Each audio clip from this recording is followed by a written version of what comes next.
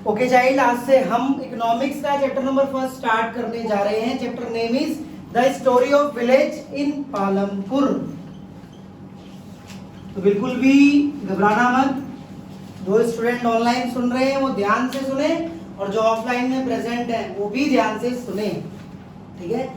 आज से हम इकोनॉमिक्स का चैप्टर 1 स्टार्ट करने जा रहे हैं। Whenever we start the chapter, जब कभी हम चैप्टर की शुरुआत करते हैं, सबसे पहला काम होता है हमारा चैप्टर के नाम को समझना कि चैप्टर का नाम कहना क्या चाह रहा है, चैप्टर का मतलब क्या है, meaning of the chapter. Chapter का नाम है story of village in Palampur. तो आप समझ जाओ, पालमपुर नाम का एक गांव था और गांव है भी, नाम चेंज हो गया है।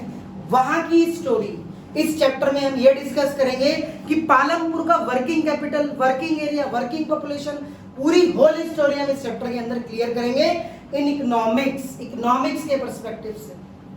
क्योंकि आप सभी जानते हैं इकोनॉमिक्स के अंदर आप फाइनेंशियली चीजों को नोट करते हैं, बहुत अच्छे से समझते हैं, राइट। तो यस या नो, चैप्टर का नाम क्लियर है? Yes sir. Very good.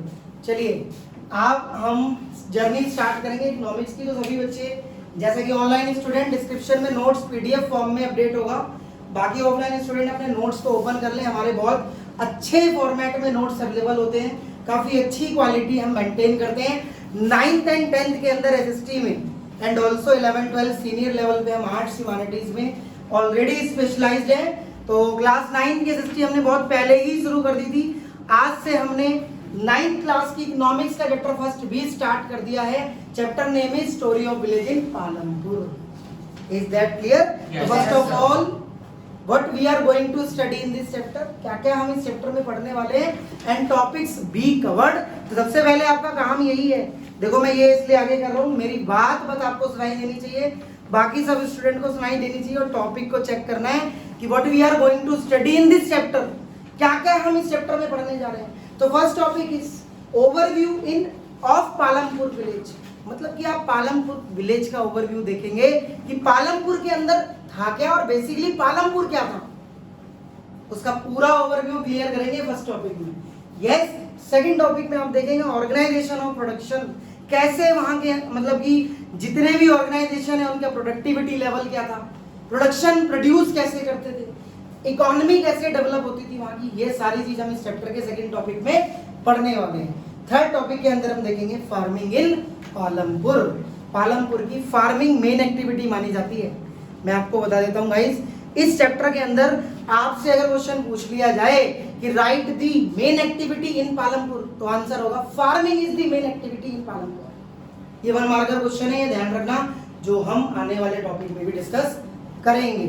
And last topic में हम देखेंगे नॉन फार्मिंग एक्टिविटीज, यानी कि ऐसा नहीं है कि गांव का हर पर्सन खेतीबाड़ी करता है, नॉन फार्मिंग एक्टिविटी भी करता है।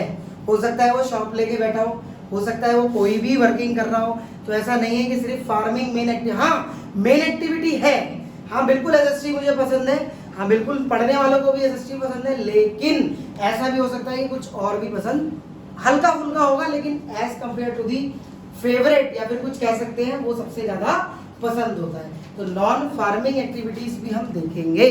तो बताइए गाइस, पहले टॉपिक की मीनिंग क्लियर है? Yes sir. चलो बहुत बढ़िया। Yes,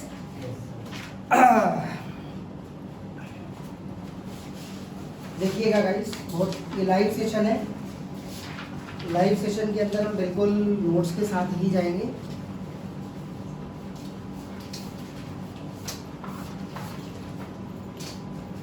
first of all introduction of this chapter. पहले हम चैप्टर का इंट्रोडक्शन क्लियर करते हैं फर्स्ट पैराग्राफ से। देखिए, अगर आप स्क्रीनशॉट ले सकते हैं बहुत अच्छे से ले लेना, वैसे तो डिस्क्रिप्शन पे आएगा, बाकी सब देखते जाएं और सुनते जाएं।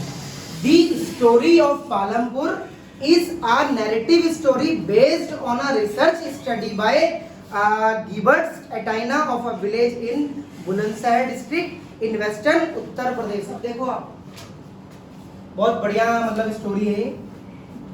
अगर आप पालमपुर को समझ रहे हैं ना गाइस, तो पालमपुर पहली चीज लोकेटेड कहाँ है, मतलब पालमपुर जो गांव है वो कहाँ पर स्थित है, उसकी लोकेशन क्या है।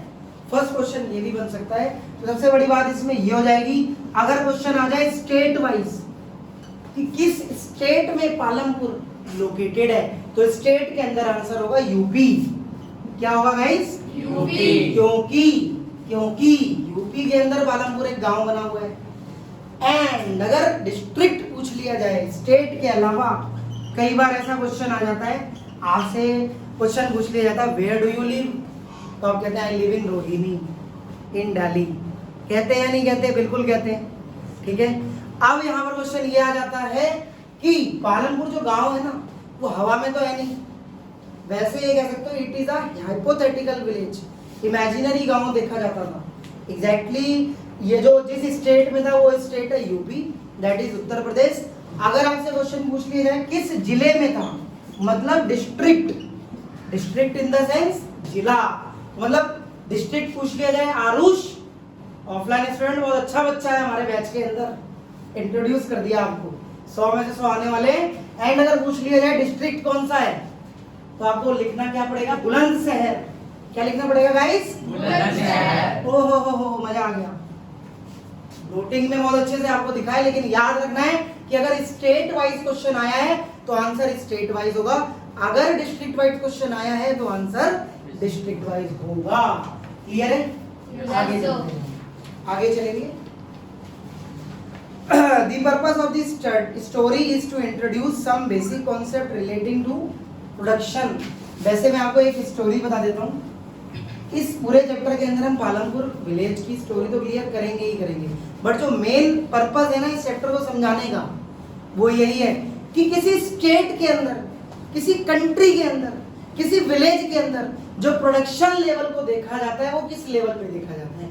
मेन एम इस चैप्टर को समझाने का यही है कि गांव का खेतीबाड़ी सिस्टम, फार्मिंग सिस्टम कैसा चलता है, प्रोडक्शन सिस्टम कैसा चलता है, इस चैप्टर को बताने का मकसद सिर्फ और सिर्फ एक ही है।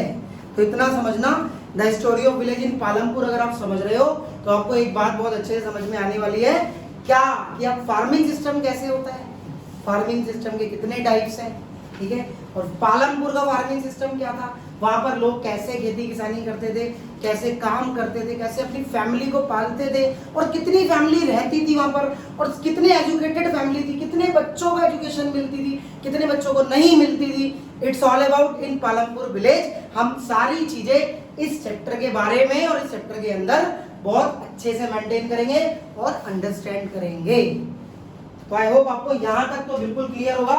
इंट्रोडक्शन में आपको दो बातें मैंने बताई कि पालमपुर लोकेटेड कहाँ है, क्योंकि आप अगर किसी गांव को समझते हैं तो सबसे पहला काम यही होता है, वो गांव कहाँ है, हवा में तो होगा नहीं, किसी स्टेट या डिस्ट्रिक्ट में होगा, तो वो कौन से स्टेट में या फिर कौन से डिस्ट्रिक्ट में है ये आपको क्लियर है।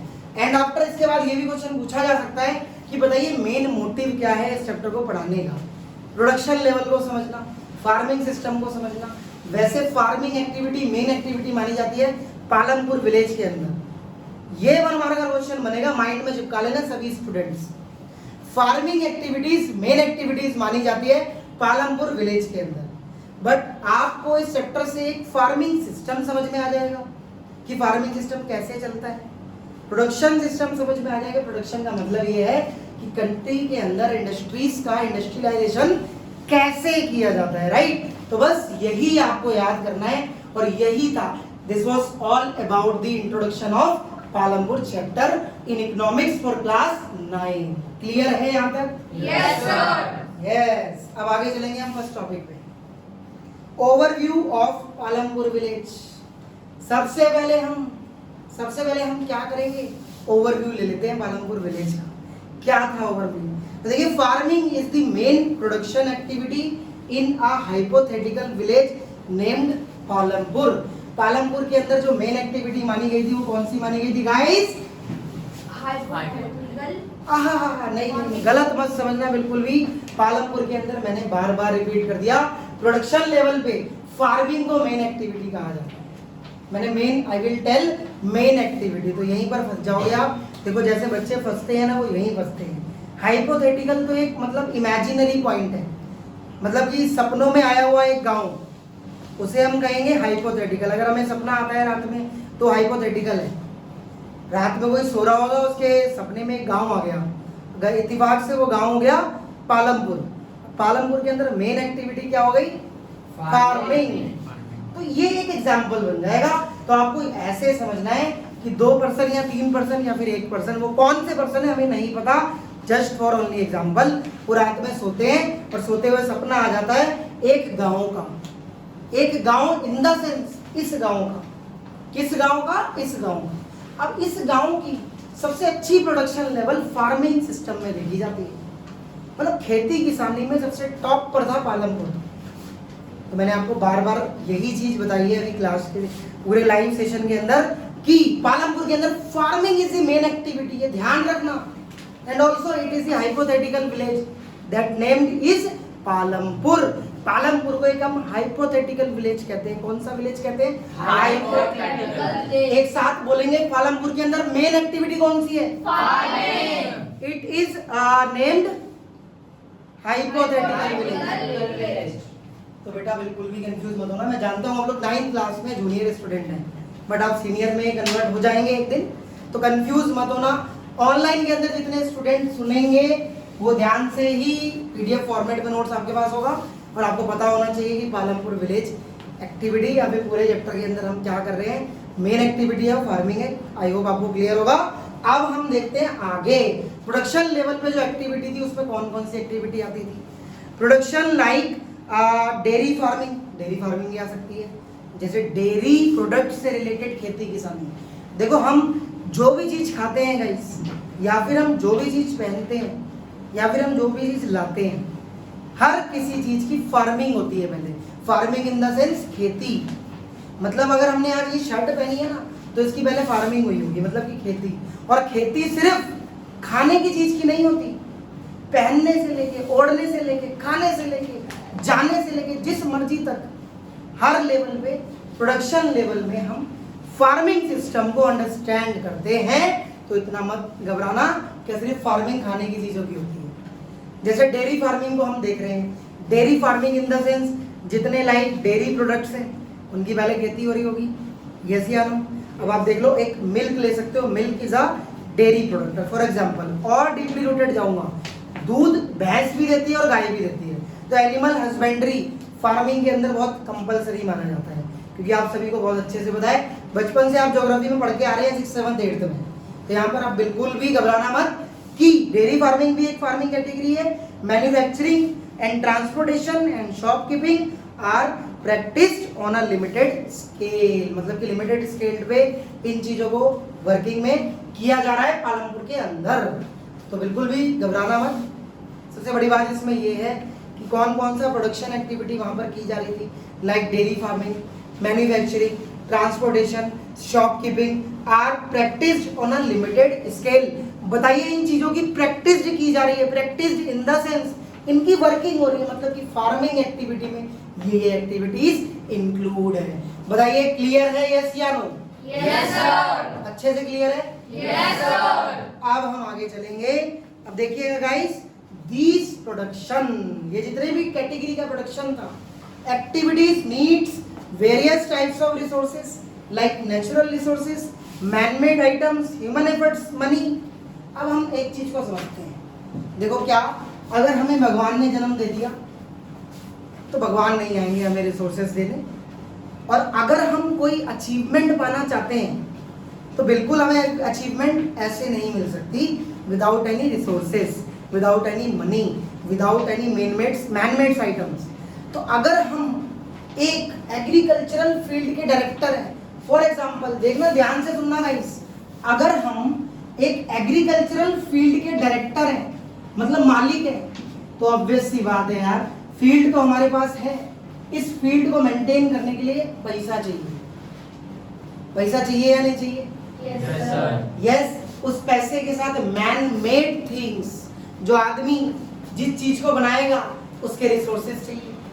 मान लीजिए अगर मैंने एग्रीकल्चरल फील्ड ओपन कर दी और एक फार्मर को, एक किसान को हायर कर लिया, उसे मैंने अगर रिसोर्सेज प्रोवाइड नहीं कराया तो धरे का धरा रह जाएगा, कोई क्रॉप हार्वेस्ट नहीं होगा, क्योंकि वो कहेगा सर मुझे वाटरिंग करनी है, इरिगेशन करनी है, मोटर प्रोवाइड करा दो, सर मुझे हायर यील्ड वैरायटी में HYV जो ग्रीन रेवोल्यूशन की न्यू टेक्नोलॉजी है वो भी चाहिए, बड़ी मात्रा में हमें क्रॉप हार्वेस्ट करना है, सर वो रिसोर्सेज प्रोवाइड करा दो, तो बिल्कुल भी इम्पॉसिबल है विदाउट एनी रिसोर्सेज किसी एक्टिविटी को इंश्योर करना, आगे लेके जाना या फिर प्रॉपर तरीके से करना। तो बिल्कुल कॉन्सेप्ट को चिपका लेना माइंड में। जब तक हम देखो, अगर हम स्टडी भी कर रहे हैं ना, तो बिना नोट्स के या फिर बिना बुक्स के या फिर बिना स्कूल के, बिना इंस्टीट्यूट के, खास तौर से हमारे इंस्टीट्यूट अरिहंत इंस्टीट्यूट, ठीक है, चलो अपनी तारीफ नहीं कर रहा, बस एक बात बता रहा हूँ कि बिना रिसोर्सेज के आप बिल्कुल आगे नहीं बढ़ सकते, क्योंकि दिमाग है वो दिमाग रिसोर्सेज की यूटिलाइजेशन के बाद ही कामयाब होता है। बिना रिसोर्सेज को यूटिलाइज करें हम कोई चीज अचीव बिल्कुल भी नहीं कर सकते। मैं हवा में तीर नहीं मार रहा, प्रैक्टिकली एक चीज क्लियर कर रहा हूँ कि पालमपुर के अंदर हम मेन एक्टिविटी फार्मिंग एक्टिविटी देखते हैं, प्रोडक्शन के अंदर वहाँ पर डेयरी फार्मिंग भी देखने को मिल ही जाती है, ठीक है, शॉपकीपिंग भी देखने को मिलती है, मैन्युफैक्चरिंग भी देखने को मिलती है। तो वो बिल्कुल प्रैक्टिस जो रही है अलग अलग लिमिटेड स्केल पर, और फार्मिंग को मेन एक्टिविटी माना गया है, लाइक एग्रीकल्चरल एक्टिविटी, खेती बाड़ी लाइक कुछ भी क्रॉप हार्वेस्ट करना, कोई फसल उगाना। अब वो फसल उग तो सकती है लेकिन बिना रिसोर्सेज के नहीं उग सकती, क्योंकि मैं अगर आज एग्रीकल्चर फील्ड ले लेता हूँ तो मुझे अगर किसी फार्मर की रिक्वायरमेंट होगी तो मुझे डेफिनेटली उसे रिसोर्सेज प्रोवाइड कराना ही कराना है, अगर मुझे अपने क्रॉप्स को हार्वेस्ट करना है अच्छे से, अगर मुझे अपनी ट्रेडिंग को अच्छे लेवल पे लेके जाना है, तो ये चीजें बिल्कुल कंपलसरी हैं। तो बताएंगे इस क्लियर है इतना? Yes sir. अब आगे हम चलेंगे, देखना ध्यान से। अब ह्यूमन एफर्ट्स भी मेन इंपॉर्टेंट है, ध्यान रखना। ह्यूमन अगर एफर्ट नहीं डालेगा, जैसे हम ह्यूमन है, अगर हम एफर्ट नहीं डालेंगे अपनी स्टडी में तो बिल्कुल भी हम कामयाब नहीं हो सकते। ये चीज आप लोग ध्यान से समझना। ह्यूमन एफर्ट्स भी एक मेन एक्टिविटी हो गई। ऐसा नहीं है कि पालमपुर में मेन एक्टिविटी फार्मिंग है, भगवान नहीं करने आएंगे, ह्यूमन के एफर्ट्स कंपलसरी है, राइट? इतनी बात क्लियर है? अब हम आगे चलते हैं। अब देखिए गाइस, फर्स्ट पैराग्राफ क्लियर होगा बहुत अच्छे से, आई होप आपको समझ आ गया होगा। अब हम आगे चलते हैं। Palampur is having well developed road. यहाँ पर अच्छे लेवल पे रोड क्या थी, बहुत अच्छे लेवल पे डेवलप्ड थी। क्या है, यही सकते हैं कि पालमपुर की सड़कें अच्छी है, डेवलप्ड रोड है, यस। एंड इसके बाद देखो क्या लिखा है, it connect Palampur to a bigger village Raiganj and the nearest small town. Palampur की जो रोड कनेक्टिविटी थी ना, वो कनेक्ट हो रही थी वहां के रायगंज से। रायगंज नाम का एक क्या था, गांव था रायगंज। देखिए वन मार्कर शॉर्ट फॉर्म्स आपकी बन जाएंगी कि पालमपुर की जो रोड थी वो वेल डेवलप्ड थी, एंड ऑल्सो ये रोड कनेक्ट थी रायगंज विलेज से, जो वहां का नियरेस्ट टाउन था। विलेज नहीं कहेंगे, टाउन कहेंगे। नियरेस्ट क्या है गाइस, टाउन। अब टाउन का मतलब ये है शहर, मतलब एक आप एक चीज ये कह लो कि रोहिणी सेक्टर 3 का जो मतलब मेन रोड है वो बिल्कुल कनेक्टेड है सेक्टर 5 से भी, 4 से भी, 2 से भी, 1 से भी, है या नहीं है? तो बस ऐसे कह सकते हो पालमपुर की रोड सेम तरीके से एज फार एज बहुत अच्छे लेवल पे क्या है, डेवलप्ड है, एंड ऑल्सो वो कनेक्टेड है नियरेस्ट टाउन से। The nearest town name is Raiganj. तो कई बार क्वेश्चन ये पूछ लिया जाएगा नियरेस्ट टाउन का नाम बताइए, तो आपको पता होना चाहिए क्या है, स्मॉल टाउन है, लार्ज टाउन नहीं, मतलब छोटा शहर है। मतलब ये कह सकते हो कि सड़क जो है इसके नियरेस्ट एक छोटा सा टाउन था रायगंज, जिसे स्मॉल टाउन कहा जाता था। ध्यान से सुनना, बिल्कुल भी बहुत अच्छे से सुनेंगे गाइस। अब देखो, nearest small town called Shahpur, Shahpur नहीं शाहपुर, ये था उसका नाम। बिगर विलेज थोड़ा ऑपोजिट हो गया, यही जल्दीबाजी का सौदा खराब होता है। देखना ध्यान से, नियरेस्ट जो रोड का कनेक्शन है वो रायगंज से है, रायगंज जो है वो बिगर विलेज है। अब यहाँ पे मैं अगेन रिपीट कर रहा हूँ, घबराना मत, कई बार हो जाता है, गलतियां इंसान से ही होती हैं, ठीक है। रायगंज जो था वो पालमपुर के रोड से कनेक्टेड था, ये बात समझ आ गई होगी। और रायगंज को हम बिगर विलेज कहते थे, मतलब सबसे बड़ा गांव। अब इसके बाद शाहपुर जो था वो स्मॉल टाउन था। वो क्या था, स्मॉल टाउन, छोटा शहर शाहपुर था, बड़ा गांव रायगंज था। बट हाँ, ये पालमपुर के रोड से कनेक्टेड था। बात समझ में आ गई? पालमपुर रोड से ये दोनों बिगर टाउन्स और स्मॉल बिगर विलेज और स्मॉल टाउन कनेक्टेड है, तो आपको पता होना चाहिए। अब इसके बाद हम देखेंगे, out of the 450 families living in the Palampur, almost 450 family रहती थी यहाँ पर।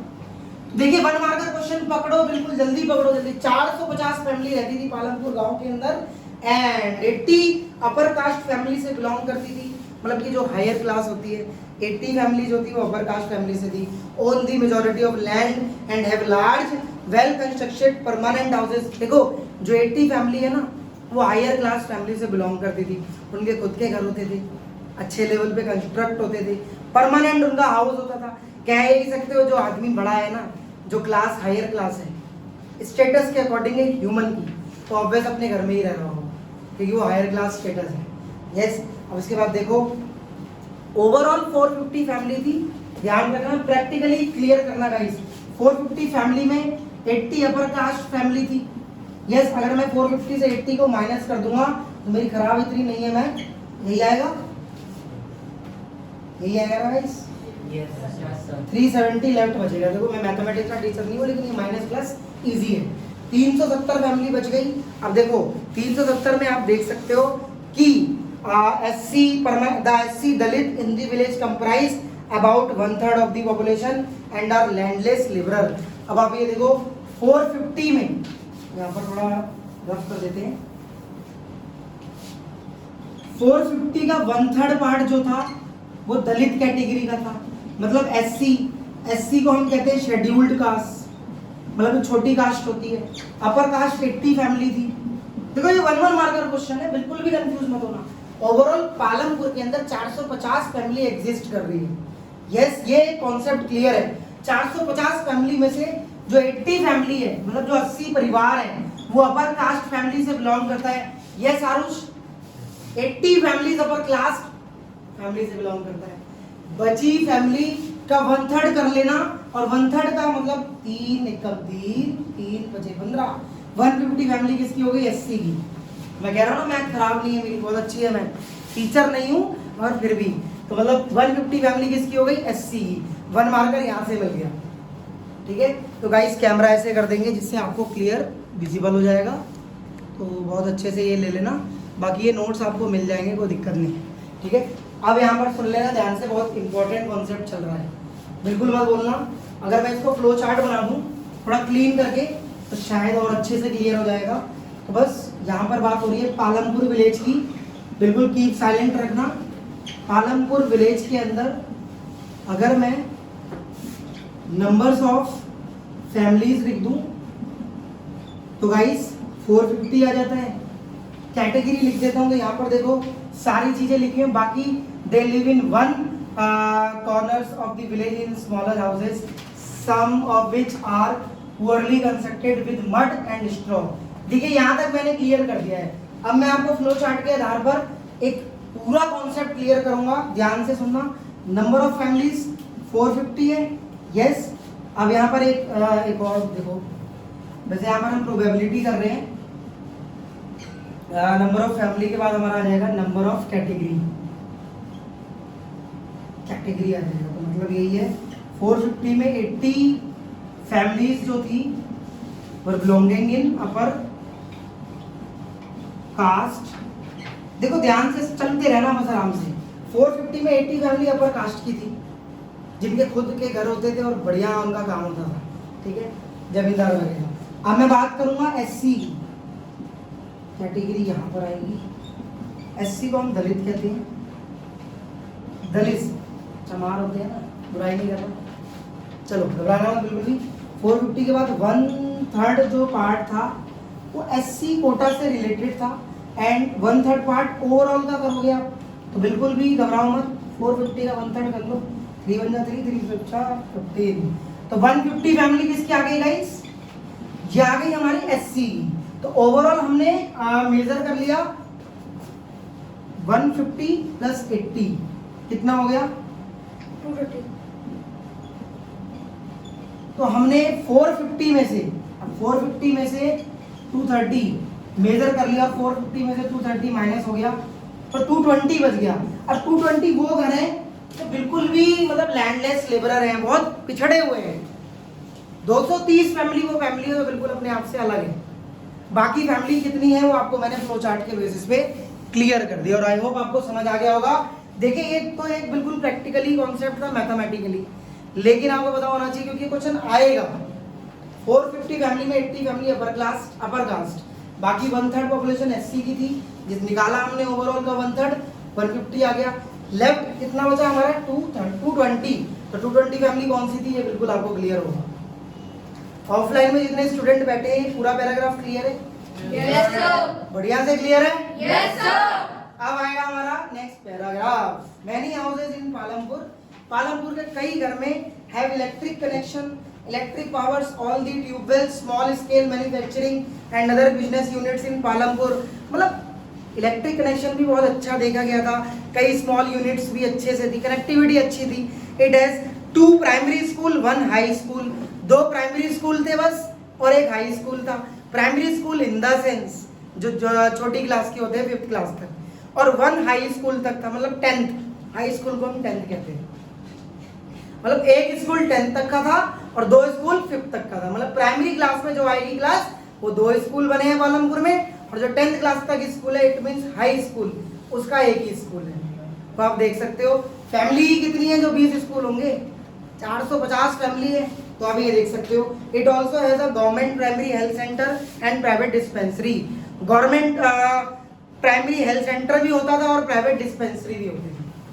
तो अभी हम ओवरव्यू इन पालमपुर विलेज, पालमपुर विलेज का ओवरव्यू ही देख रहे हैं। कितनी फैमिली थी, नेटवर्क कनेक्शन अच्छा था, इलेक्ट्रिक कनेक्शन अच्छा था, और 2 प्राइमरी स्कूल थे, 1 हाई स्कूल था, राइट, और प्राइवेट डिस्पेंसरी भी थी और गवर्नमेंट का प्राइमरी हेल्थ केयर सिस्टम भी था। एक लास्ट पैराग्राफ देखेंगे ओवरव्यू का। The description above shows that Palampur has fairly well developed system of roads, बहुत अच्छे से रोड्स डेवलप्ड थे, ट्रांसपोर्ट सिस्टम भी बहुत अच्छे से डेवलप था, इलेक्ट्रिसिटी भी, इरिगेशन, स्कूल्स, हेल्थ फैसिलिटीज, ये सब थी, अच्छे लेवल पे थी। Similarly all the Indian villages have farming as the main production activity and similar non farm activity. देखिए पालमपुर ही नहीं, इंडिया के जितने गांव हैं वहाँ हर गांव में मेन एक्टिविटी हम किसको देखते हैं, फार्मिंग को ही देखते हैं, कि गांव के अंदर सबसे अच्छी एक्टिविटी फार्मिंग एक्टिविटी ही देखी जाती है। Almost people are engage in farming activity, right. तो आप ये देख सकते हो कि हर गांव में नॉन फार्मिंग एक्टिविटीज भी होती थी मेन, और फार्मिंग भी होती थी, बट स्पेशली हमने पालमपुर को समझा है। तो आई होप आपको ओवरव्यू पालमपुर का अच्छे से क्लियर होगा, कितनी फैमिली थी, क्या क्या क्या था। तो आज का हमारा ये लेक्चर यहीं तक रहेगा। ये लेक्चर 1 था इकोनॉमिक्स चैप्टर 1 का, ठीक है। ऑनलाइन में यहीं तक ही रहेंगे हम आज के लिए। Thank you so much.